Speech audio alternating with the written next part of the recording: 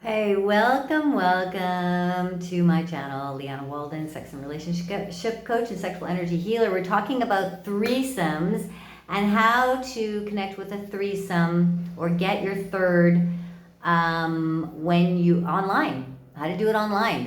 I talked about the organic method in the 4th video of the series this month.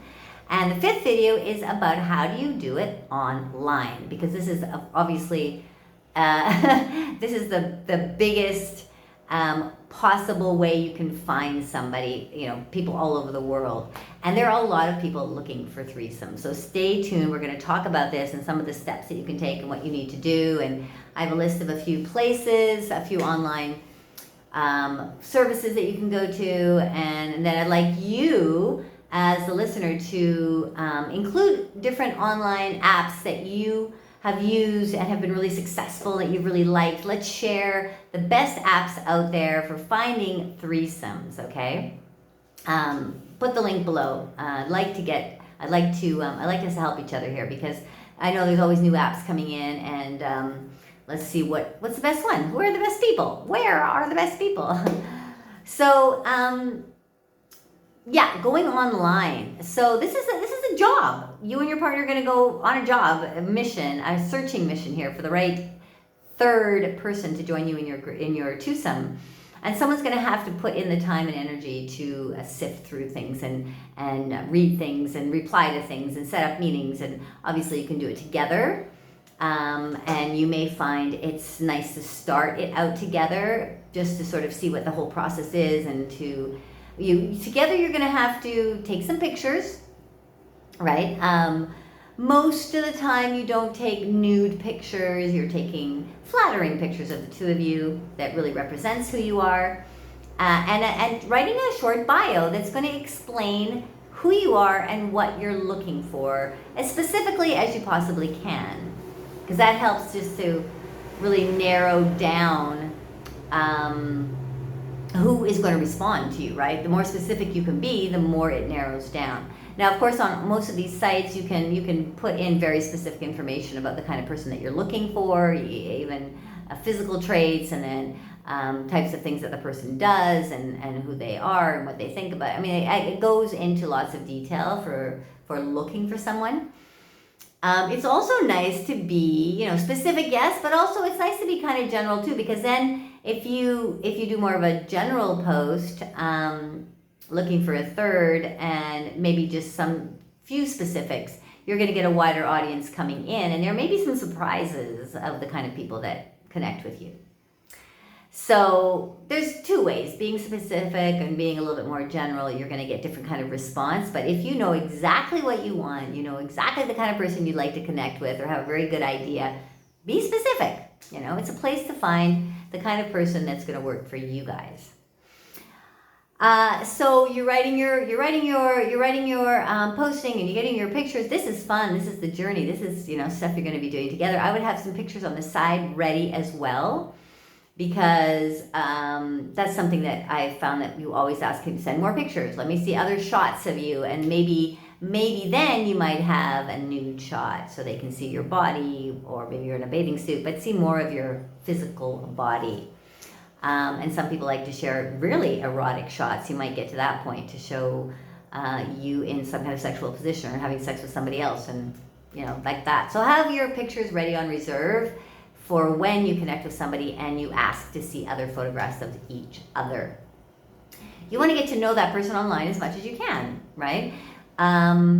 When I first went online and we made our bio, and very specific because we knew what we wanted to have, what kind of person we wanted to draw in, flattering picture of us, put it out there. We had a lot of response. Now, we were looking for a third bi guy to join in our coupledom, and there was a lot of interest then, a lot. I mean, tons. And so it was a lot of sifting through, and I started with my partner doing that, sifting with him, and then I just like, I can't do this. But he was so into it. He was so excited. So I kind of left it to him. I said, okay, you go through, pick out the ones you think are going to, work the best for us. I'll read the final list, and then we can go from there. And it took a lot of energy and time. I mean, he was the one corresponding and setting up meetings, and I was involved very little at that point. I mean, he would say, I found this guy, he's really cool, we've had some chats, do you want to see pictures? Yes, of course I do. We would look at pictures like, oh, yeah, okay, that guy looks good, tell me a bit about him. And then, so that was kind of his job. Then I suggest to have a meeting with this person before you play, okay? No matter how well you think you get to know them online, it's very different when you come together physically. It's always very, very different. So you may feel really good about them online, and I know we had a number of situations like that, like, wow, this guy is amazing, or this woman's incredible, this is going to be fantastic, and then we met and like, oh, no, not going to work. For whatever reason, energetically it was just not there.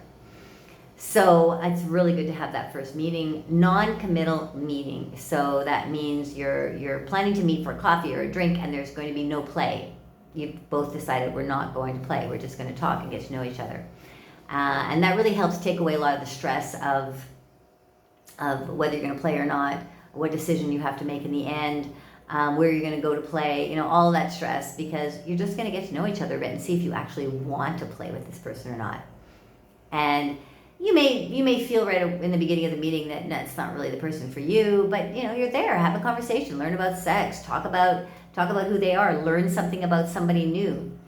I found that after the meeting, because I was with my partner, and then there was the third, we wouldn't talk about what we felt right there and then. I think it was very few cases that we did that. I mean, the cases that we did do that, we were all very energetically connected. We knew we were going to do something together, and it was just a matter of when. And sometimes it was like right then, let's go.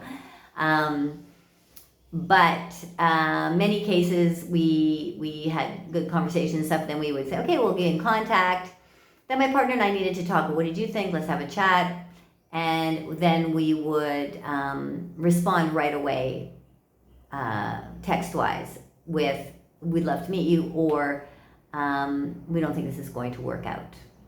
We got better at this as we went along, because it's like you feel like you don't want to hurt their feelings if you don't want to be with them. You don't really know how to be direct about it. But I just said, we have to be very, very direct. Don't waste their time. If it's not going to work for you, if you're not interested in them, if one of you is not feeling it and you don't want to do it, then don't waste the person's time. Just tell them right off, it's not going to work. Sorry, thank you for your time. Just be direct, and you don't have to explain why or who was not into it. Of course, they have to decide themselves too if they're into it. And there were a few instances where we were totally into it and he was not, or we were not and he was, or she was. So getting that threesome to really come together can take time. It can happen very quickly, but one aspect is also to have a lot of patience as you're going through this online meandering and connecting with all these online people. It's going to take time to have that first meeting. Then it's going to take time to come together and have the actual threesome sexual connection.